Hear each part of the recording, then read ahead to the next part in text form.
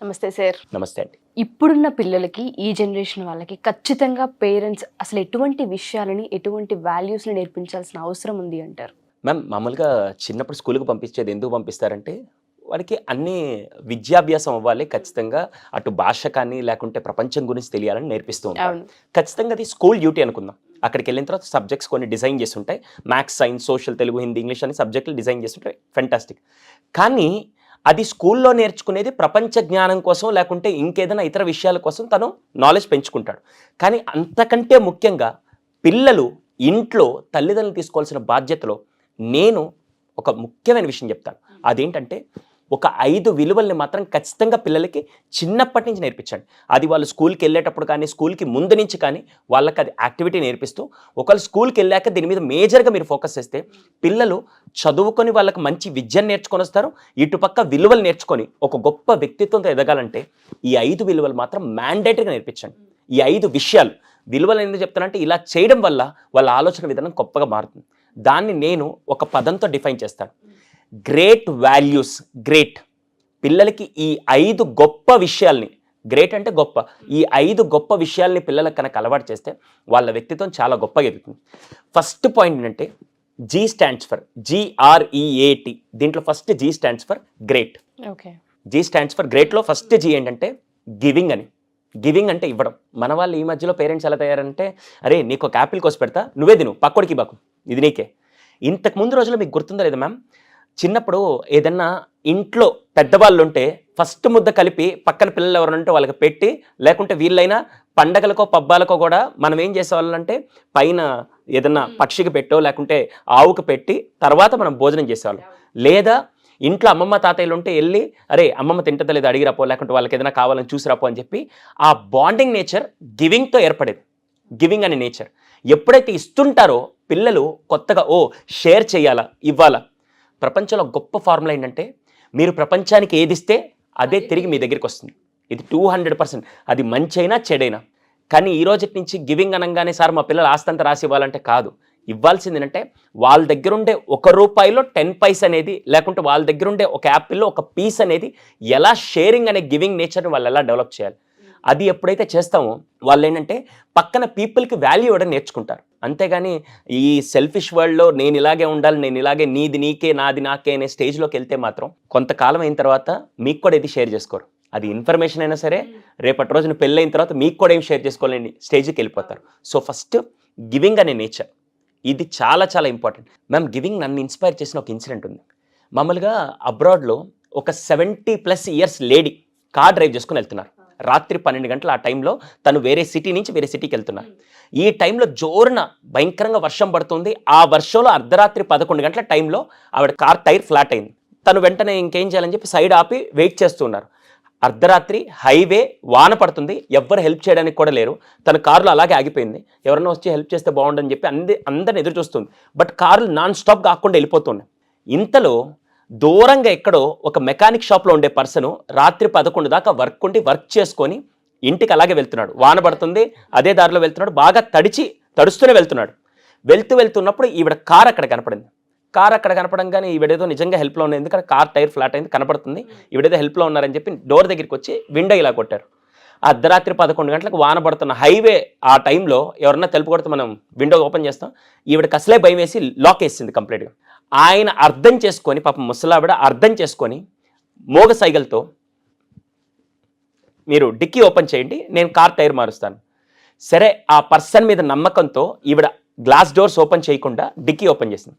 ఆయన వెంటనే dicky open చేసి ఆ వానలోనే స్టెప్నీ టైర్ ఒకటి తీసుకొని మొత్తం అదంతా మార్చేసి టైర్ తీసి లోపల పెట్టేసి ఈ కొత్త టైర్ వేసి మళ్ళీ వచ్చి గ్లాస్ డోర్ నాక్ చేశాడు. పనంతా అయిపోయిందని చెప్పడం గ్లాస్ డోర్ నాక్ చేశాడు.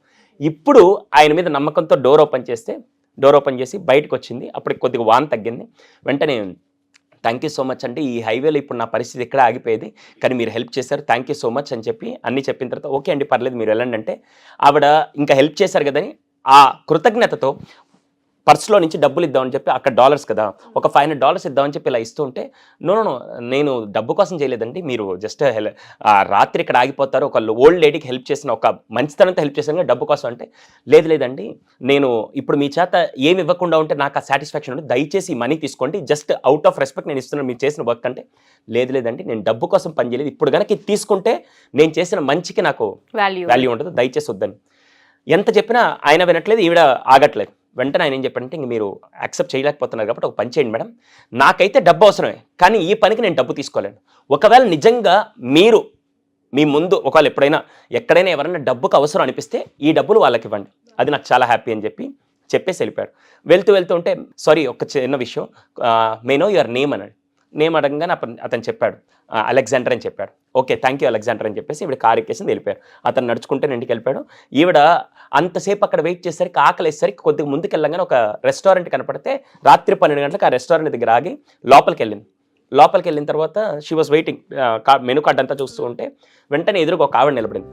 ఈ మెనూ కార్డు ఇలా చూడంగానే ఫస్ట్ ఆవిడ ప్రెగ్నెంట్ లేడీ, 8th మంత్ ప్రెగ్నెన్సీలో రాత్రి 12 గంటలకి డ్యూటీ చేస్తుంది.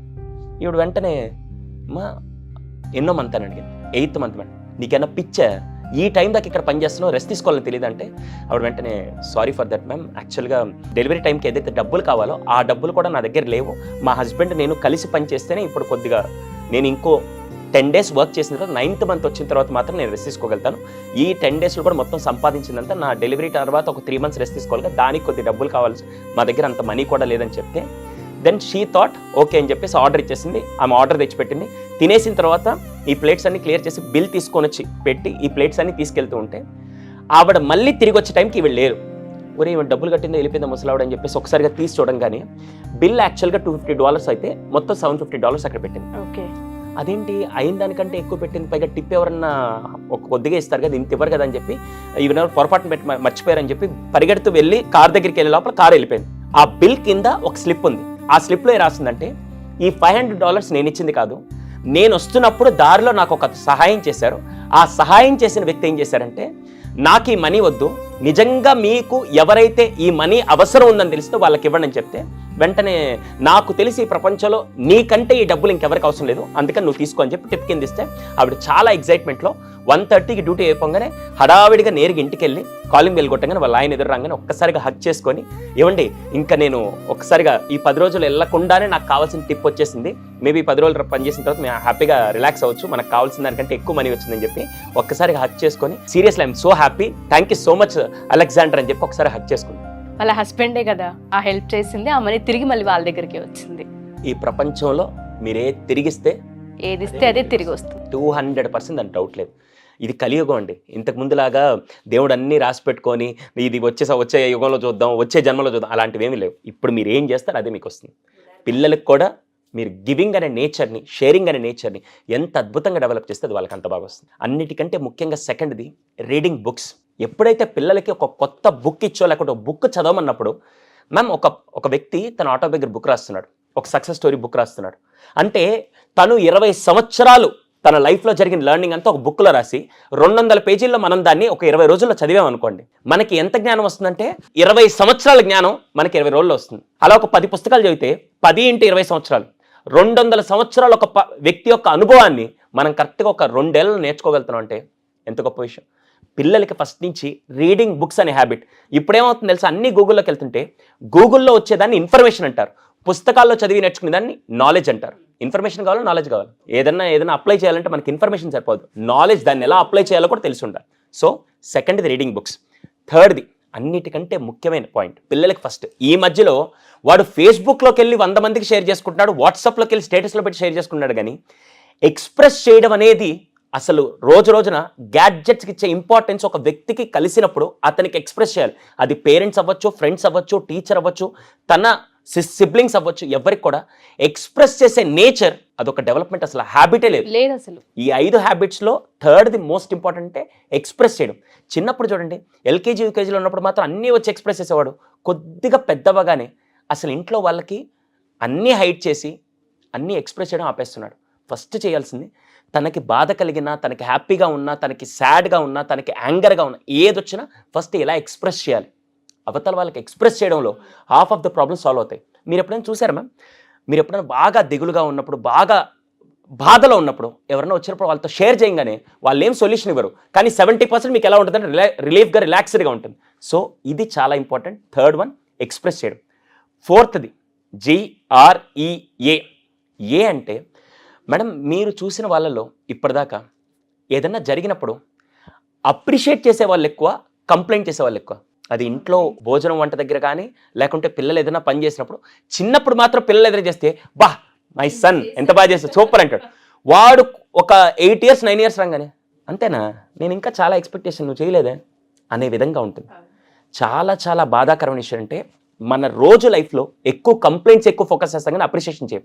పిల్లలకి ఫస్ట్ నుంచి, చిన్నప్పటి నుంచి మీరు నేర్పించాల్సిన గొప్ప అలవాటు ఏంటంటే, కంప్లైంట్స్ కంటే చిన్న చిన్న విషయాలు కూడా ఫస్ట్ అప్రిషియేట్ చేస్తుంటే తనలో ఒక పాజిటివ్ మైండ్ సెట్ డెవలప్ అవుతుంది. మేజర్గా కంప్లైంట్ ఎక్కువ చేపిస్తారా, అప్రిషియేషన్ చేస్తారా, మీకే వదిలేస్తున్నాను. ఇది చాలా ఇంపార్టెంట్గా పిల్లలకి అప్రిషియేషన్ అనేది ఒక గొప్ప అలవాటుగా మీరు నేర్పించండి. ఇది fourth one. Last and final, my favourite, try a new activity, try a new thing. పిల్లల చేత కొత్తగా ఏదైనా చేయించండి. హానెస్ట్గా మాట్లాడతాను, లాస్ట్ 1 yearలో మీ పిల్లల చేత కొత్తగా ఎప్పుడు ఏం చేయించారు? రోజు వెళ్ళే స్కూల్ రూట్లోనే వెళ్ళడం, రోజు చేసే భోజనం కానీ, చేసే వెరైటీ రొటీన్ కానీ అలాగే చేస్తూ ఉంటే వాళ్ళు కొత్తగా ఏది నేర్చుకోరు.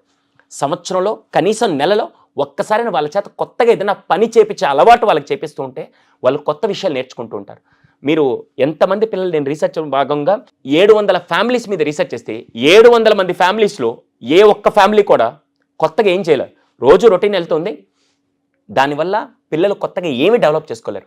స్కూల్లో సబ్జెక్ట్ నేర్చుకోవడం కాదు, ఇంట్లో ఒక యాక్టివిటీ చేయడం కాదు, కొత్తగా ఏదైనా చేసే విధంగా వాళ్ళ ఐడియాలజీ ఎప్పుడైతే డెవలప్ అవుతుందో వాళ్ళ ఆలోచన విధానం పెరిగి వాళ్ళ వ్యక్తిత్వం కూడా గొప్పగా డెవలప్ అవుతుంది.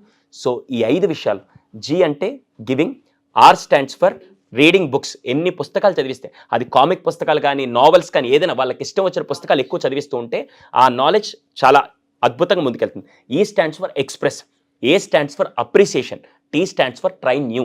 ఈ 5 లక్షణాలని, 5 అలవాట్లని గొప్పగా వాళ్ళలో కనుక తీసుకురాగలిగితే వాళ్ళ ఆలోచన విధానం, వాళ్ళ వ్యక్తిత్వం చాలా గొప్పగా ఎదుగుతుందండి. ఇది పేరెంట్స్కి ఒక గొప్ప రెస్పాన్సిబిలిటీతో కూడిన బాధ్యత. అంతే. పేరెంట్స్ కూడా ఆ స్పేస్ తీసుకోగలగాలి పిల్లల దగ్గర. మేము స్కూల్లో జాయిన్ చేసాం, ట్యూషన్స్కి పంపిస్తున్నాం, ఫీజుల కోసం వెంపర్లాడుతున్నాం, కష్టపడుతున్నాం మాట్లాడుతూ ఉంటారు. కానీ ఎంత టైం ఇచ్చాం, ఏం వాల్యూస్ నేర్పిస్తున్నాం అన్నది ఈ మధ్య కాలంలో ఈ జనరేషన్ పిల్లలకైతే ఆ క్వాలిటీ ఆఫ్ టైం లేనేలేదు పేరెంట్స్. మీకు ఒక జనరల్ క్యాలిక్యులేషన్ చెప్తాను మ్యామ్. 50% స్కూల్ నేర్పించే కంటెంట్ ఆ అబ్బాయికి భవిష్యత్తుకు ఉపయోగపడుతుంది.